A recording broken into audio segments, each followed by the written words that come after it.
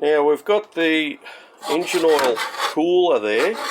Had a little bit of a flush out of it. You can see how much rubbish has come out. There was actually a lot more than that. Always need to replace these, especially when you've had a major repair done, like an overhaul. And on these 4D56U, 4D56T motors, they have, if you have a look on the forums, there's always people complaining about overheating. Now I'll show you a little thing that I've found. We've got the side of the block there, on the right hand side of the motor, or the driver's side. We've got the housing that bolts onto that. Now we've got the filter here, and you've got the cooler bolts onto here. Now the question is, does the oil first go through the cooler, then the filter, and then back into the motor? Or does it go first through the filter, then the cooler, then back into the motor? So what we're going to do is we're going to follow the path of the oil through this housing.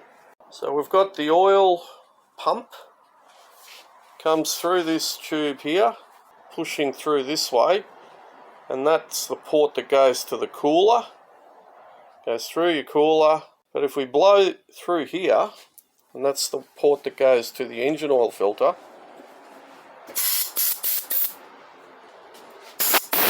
it's blowing through there, it's going to the head, only through that port there.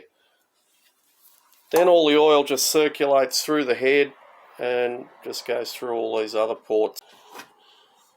So I'll try and explain as best I can to explain the oil flow. So you've got oil coming through that little pickup screen, through that tube, through your oil pump, then through the oil pump it directs into that port that comes out of the motor, and it goes into this little channel here. And the first point of call is it comes out of that port there. That's where it's coming in, into this section, into the oil cooler.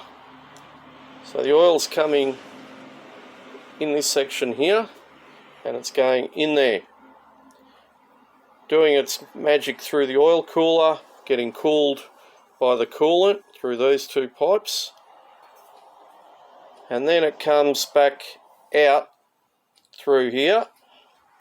It ends up going in there, and from there it ends up going through this pipe here. I'll put a little arrow there, and it comes in where the factory filter is. Now the factory filter there.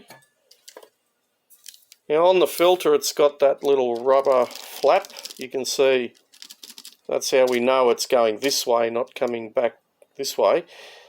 That flap's like a one-way valve, so you don't get drain back coming back out of the filter. So the oil goes through there, through the filter element, the Dacron, and then comes back out this big hole through the middle. Through there, again you can see the arrow, through this channel here, and if you remember that goes like that, so it comes back here and then goes to that lubrication port to the head, comes out the back of the block. Also in this little circuit we have the oil sender switch. So you can see with this design, the dirty unfiltered oil straight out of your sump goes straight into your oil cooler. So over a short period of time, any carbon or heavy muck that gets circulated through is going to partially block or block your oil cooler, reducing the efficiency of the oil cooler. Then what happens? The oil out of the oil cooler goes through the filter. So it's filtering the oil that's going to the head, but it's not filtering the oil going to the cooler. So what we're going to do, we've ordered a remote filter fitting, And we're going to go from, instead of going through this, we're going to fit this fitting on there. It'll go into another filter, and then from that filter it'll go into an engine oil cooler, an air cooled one, not a water cooled one, like that. We need to have thread on fittings, not hose clamps, because they do operate, I think, at about 60 odd psi.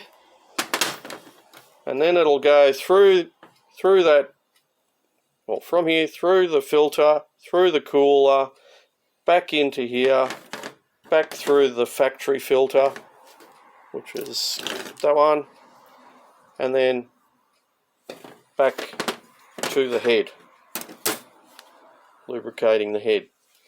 So what's going to happen is that the filter that we installed, the remote filter, is going to be the one that does most of the work. That one's going to get a lot dirtier a lot quicker than the original factory one that just goes on there. Another part of it that I'm not 100% sure with is this little circuit in the bottom there. Now I do know that this pipe, oil pipe, goes to the turbo, and the other little pipe, this one, comes to the vacuum pump that's bolted on the front of the head next to the power steering pump. So that one's got to do with lubricating that vacuum pump, and that supplies vacuum to your brake system. But the thing that I'm not too sure about is this little port. There's a little port there, and it's got a little restrictor hole in it. You can see that tiny little hole.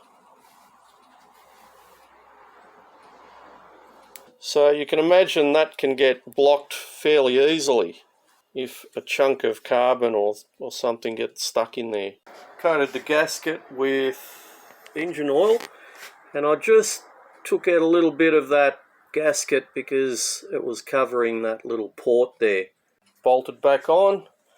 We've put a bit of Celastic gasket cement on the plugs, put it all in, and now basically this pipe here went back into the oil cooler, and this one went in there. Not that one, that's a vacuum hose one. So these two hoses need to be joined. We're just going to make a loop instead of going through that oil cooler. There we go, went like that, but we're not going to put the cooler there. We're just going to join those two hoses there. And this one actually goes from a smaller diameter to a larger diameter hose, and this one's the same. So we'll just put a little copper piece in here. We've gone from 3/8. We've got a reducer from 1/2 inch to 3/8, so we had to put a little brass reducer fitting in there, and we've just joined it from there to there. And that before, as you saw, went into the cooler, the engine oil cooler for the motor. We might have to tweak these hoses a bit, might have to bend this pipe a little bit. We're not sure when we get that remote filter adapter there. So we're fitting the bypass cooler and filter, and you can see the problem is you haven't got much room here. You've got basically 85mm max, but you can't go that much anyway. Probably got about 65mm max for that fitting to go on here before it hits the alternator. So what we're going to do is we're going to fit one of these where the pipes come out, not like the other one that goes that way. We can't, because we can't put a bend in the hose that'll hit the alternator. So the fittings need to come out. You can see that we've got to chop off this bracket here, and also what we've got to do, because there's no seal there and you've got to spin it on, you can't use a gasket, so we're going to machine a little groove in here to cater for an O-ring. Most of the ports are 1/2 inch, so you don't want to reduce it in diameter too much or you'll restrict the oil flow. So here's what we've got. Got one of these. And here's one we've prepared earlier. So we needed to grind that off there as well, just so you can actually spin it. It hits a couple of things there. I probably chunked in too much there, but got a bit too eager. And then that'll be able to thread on like that. You need to chop that little bit off because it hits in here, and that bracket will hit onto the block unless you bolt that on when all of this business is off the motor. There's no other way you could put it on, but we're trying to make it so you can remove it while it's in the car as well. So that'll thread on like that. Now another thing is the flow coming from here will be coming through here, out through there, and then it comes back in through that middle hole and then circulates through your filter and then back through the back of your head. So you've got to make sure that you fit all your fittings properly. We're going to fit this one. This one's going to go into a filter first, so it is directional. When it's going through the cooler, it doesn't matter whether it goes one way or the other, but it's important which way it goes through the filter. And the reason being is that little flap. The oil flow has to go through that rubber flap that way. If it goes this way, the flap will close that circuit off because it's going to push the flap there. So I've got a bolt there that's 3/4 UNF or 16 threads per inch, and I'm going to thread that into there, and I'm going to put that in the lathe and just machine a little groove there so I can put an O-ring there. So we're going to machine that to sit in there like that, and that's a 200th or 5mm section. I think that's 75mm outer diameter.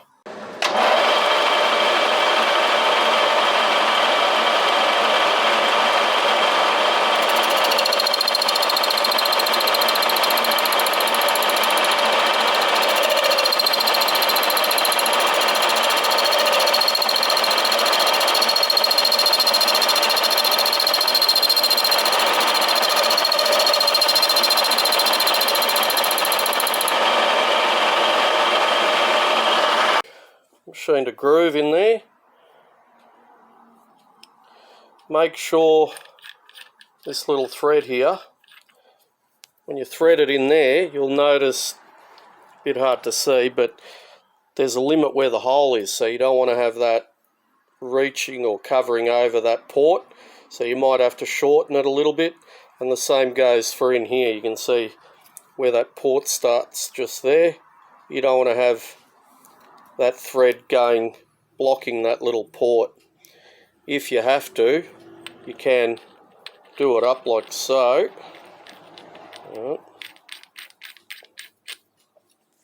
Just have a look through there, and you can see a little bit hard to see with the light, but you can see the thread just there where the screwdriver is.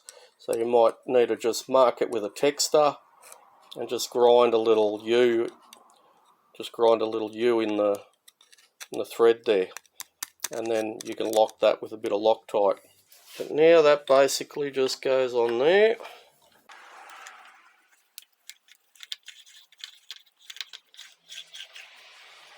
And if we've calculated properly, the two housings should almost meet when that O-ring's flattened right out.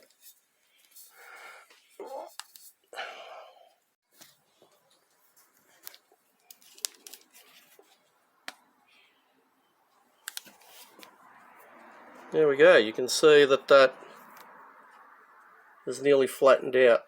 By the time we just wind that in a little bit more, those ports will be sticking out perfectly.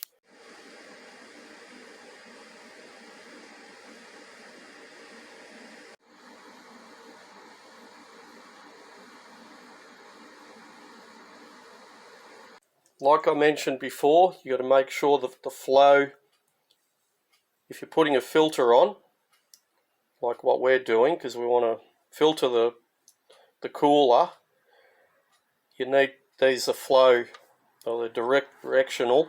If you're not putting a filter on there, just a cooler, it doesn't matter, because it's, it doesn't matter which way it goes. But because of that flap, if you remember, inside the filter, it needs to go that certain way. It needs to come out here and then goes back into that center port.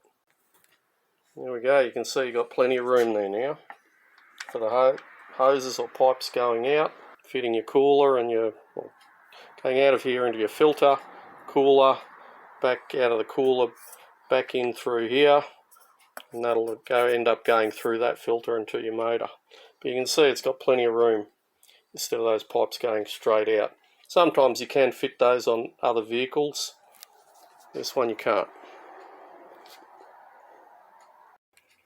So we're going out of this into a remote cooler bracket, out of this one into that one, because that one's on the side there. Then it'll go through your filter, back through here, through the middle, out this middle port, into your cooler, through your cooler, out through the other cooler, and back into the one that's in the middle, which is that one. So out of here, into there, through there, out of there, through your cooler, out of there, and back in through that middle one. And then it'll go through that port that's through the block, and come back out through the back of the head. Anyway, I hope that helps. Don't forget to like and subscribe, leave any comments or suggestions in the section below, and throw us a beer if any of this information helps. Thank you for watching.